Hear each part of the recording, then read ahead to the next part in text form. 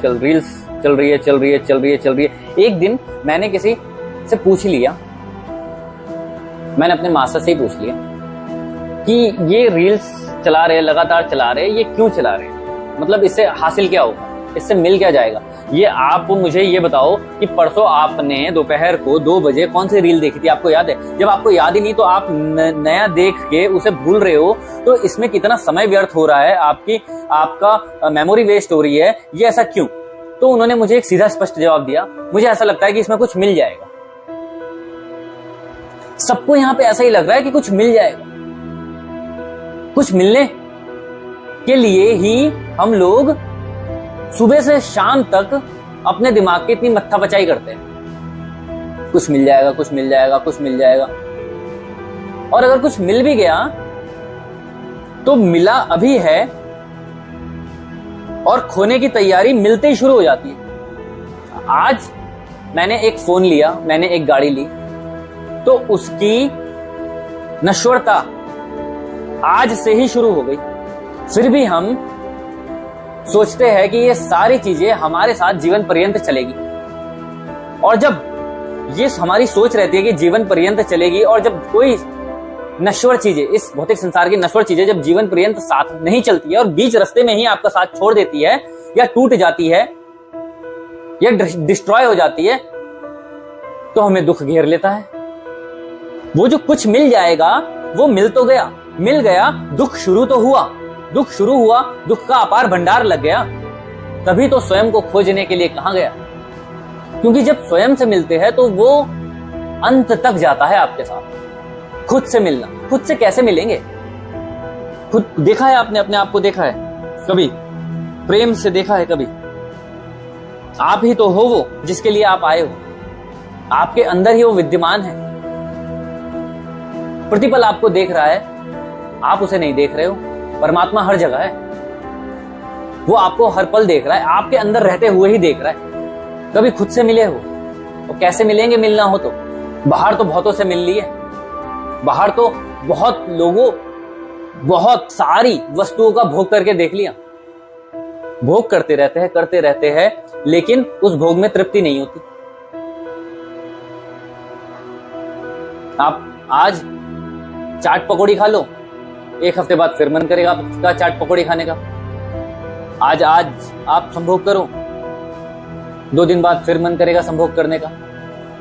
आप आज पैसा कमाओ, परसों और पैसा कमाने का मन करेगा और उसे भोगने का मन करेगा, लेकिन भोग के तृप्ति नहीं होती। इस शरीर की एक सीमा है, इस शरीर की एक लिमिट है कि बस इतना ही भोग सकते हो, इससे ऊपर आप जाओगे तो तृप्ति हो जाएगी। एक आइसक्रीम आप 1 कप खा लोगे, 2 कप खा लोगे, 3 कप खा लोगे, उसके बाद आपकी तृप्ति हो जाएगी कि आप अब इससे ऊपर नहीं खा सकते। आप काम क्रीड़ा कर लो, संभोग कर लो, एक लिमिट है, उसके बाद आप नहीं कर पाओगे, तृप्ति हो जाएगी, बॉडी सेटिस्फाई हो जाएगा, शरीर को उस तृप्ति के बाद वहां से मन हट जाएगा, रिचार्ज होता है कुछ समय के बाद।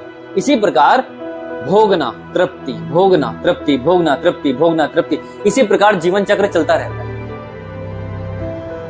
लेकिन भोग के तृप्ति नहीं होती। वो क्या है जिसमें तृप्ति हो जाएगी? वो क्या है जो आनंद परमानंद में विलीन हो जाएगा? आप भौतिक संसार से, भौतिक सुखों से, इस भौतिक जगत से आनंद ले सकते हो कुछ समय के लिए, लेकिन उस आनंद को जब आपको बरकरार रखना है, लंबा जाना है, उसे परमानंद में बदलना है, उसका क्या रास्ता है? उसका ही रास्ता है स्वयं से मिलना, खुद को जानना। खुद को कैसे जानेंगे? सवाल वही आके खड़ा हुआ, खुद को कैसे जानेंगे? खुद को देखा है कभी खुद से मिले हो कि ये मेरा हाथ है, ये मेरी हाथ की रेखाएं हैं? इसका मतलब ये नहीं कि अपने शरीर के बालों को गिनना शुरू कर दो खुद से मिलने के लिए, अपनी त्वचा पे घमंड करना शुरू कर दो, इस शरीर पे घमंड करना शुरू कर दो। नहीं, स्वयं से मिलने के लिए आपको स्वयं में उतरना होगा। आपकी ऊर्जा जो बाहर खर्च हो रही है, आपकी ऊर्जा जो दूसरा होने में लग रही है, आप प्रतिपल चाह रहे हो कि मैं दूसरा हो जाऊं, मैं दूसरे की तरह हो जाऊं, इसकी तरह हो जाऊं, उसकी तरह हो जाऊं, ये मुझसे मिले, ये मेरे पास आए, ये मेरी बात सुने, ये मुझे प्रेम करे। यहां सब खाली है, यहाँ एक दूसरे से प्रेम मांग रहे हैं सब, है किसी के पास नहीं, सब खाली है, सबकी ऊर्जा दूसरे से लेने में खर्च हो रही है, जबकि दूसरे के पास भी नहीं है, दूसरा भी भिखारी है। जब आपके पास कुछ नहीं है तो आप क्या दोगे? इंसान वही देता है दूसरे को जो उसके पास स्वयं होता है। एक व्यक्ति गुस्से में घर से बाहर निकला, अपनी बाइक उठाई और चल दिया। घर में कुछ कलेश हुआ होगा, अब उसी गुस्से को लेके वो सड़क पे चलने लगा। एक दूसरे बाइक वाले से वो टकरा गया, उसने उससे ही गुस्से में बात कर ली और गुस्सा देख के वो भी गुस्से में भड़क पड़ा उस पे। तो आपके पास जो है आप वही दोगे। आपने सामने वाले को गुस्सा दिया और वो आपको प्रेम से बात करेगा, आप ऐसा चाहोगे? तो ये कैसा संभव है? जो बांटोगे वही मिलेगा। आपके पास जो है वो ही आप दोगे और आप जो बांटोगे आपको भी वही मिलेगा। और जब हम ऐसी चीजें देने के लिए मजबूर हो जाते हैं जो हमारे पास भरी पड़ी है, और वही दोगे ना, आप मजबूर क्या होना है इसमें, ये तो भरी पड़ी है, ये तो मटका भरा है पानी से, तो पानी बाहर छलकेगा। अगर उसमें दूध होगा तो दूध छलकेगा, शहद होगा तो शहद छलकेगा, जो आपके अंदर है वो छलक के बाहर जाएगा, वही दूसरे आपके ऊपर फेंकेंगे। तो इसमें दुखी होने की कोई आवश्यकता नहीं है। जो आपने दिया है वो आपने पाया है, जैसा आपने बोया है वैसा आप काटोगे, जब तक स्वयं से नहीं मिलोगे। स्वयं से मिलने के लिए आपके पास एक ही उपाय है, एक प्रयोग आपको करके देखना है। इस प्रयोग में ऐसे ही किसी स्थान पे बैठ जाओ जहां पर आप सुखदाई हो, आराम से आंख बंद करो, स्वयं में आंखें बंद करके श्वास ली, श्वास छोड़ी, श्वास ली, श्वास छोड़ी, श्वास ली, श्वास छोड़ी। ये महसूस करना है आपको, अपनी श्वास के साथ नीचे तक जाना है, नाभि तक जाना है। श्वास के ऊपर बैठ जाओ, श्वास को देखो कहां कहां जा रही, कौन सी नसों में प्रवेश कर रही है। जब आप श्वास को देखने लगोगे तब आप स्वयं से मिलोगे। स्वयं वो जो अंदर है, जो हमेशा से आपके साथ है, जन्म से आपके साथ है, और जब ये जन्म खत्म होगा तब तक आपके साथ होगा। इसके साथ ही हमें ये शरीर छोड़ना है, तो इसकी आदत तो डालनी ही होगी।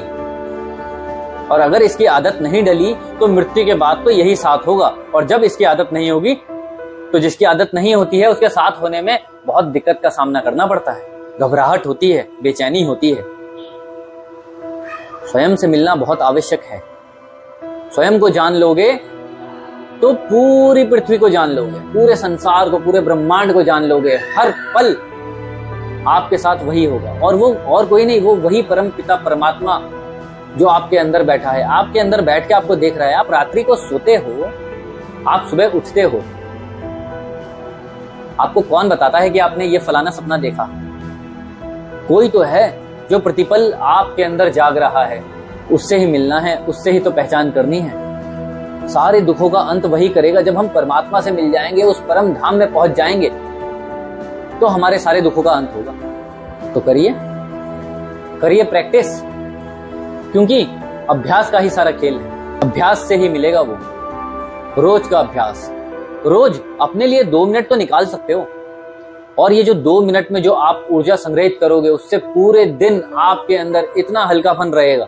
क्योंकि जब हम स्वयं से मिलते हैं तो हम उस परमात्मा से मिलते हैं, और जब हम उस परमात्मा से मिलते हैं तो परमात्मा की तो ऊर्जा अपार है, और जब हम उससे मिलके आते हैं तो वो ऊर्जा हमारी इस भौतिक संसार में बहुत ही काम आती है। फिर आपको पता चलेगा कि इस भौतिक संसार में जो ऊर्जा हमें मिली है, इस भौतिक संसार में व्यर्थ करके कोई भी फायदा नहीं है। उस ऊर्जा को फिर से लगाओ परमात्मा में, खुद से मिलने में। प्रतिपल नए हो जाओ, फिर आपको हर पल नया एहसास हो। धीरे धीरे ये ध्यान गहरा होगा आपका, धीरे धीरे आप खुद से मिलने लगोगे, और जब स्वयं से मिलने लगोगे तब आपके पास आप खुद होंगे दूसरों को देने के लिए। क्योंकि यहां सब खाली है, भरा हुआ वही है जो खुद में है, भरा हुआ वही है जो स्वयं से है, जो स्वयं में हो गया। स्वयं स्वयं स्वयं अपने आप को प्रतिपल देख रहा है, और जो प्रतिपल देख रहा है उसके बाद जिसका जन्म होता है वो स्वयंभू होता है। खुद में जन्म लिया, खुद में पैदा हुआ, मैं खुद हो गया, मैं खुदा। जो खुद हो जाता है वो खुदा हो जाता है।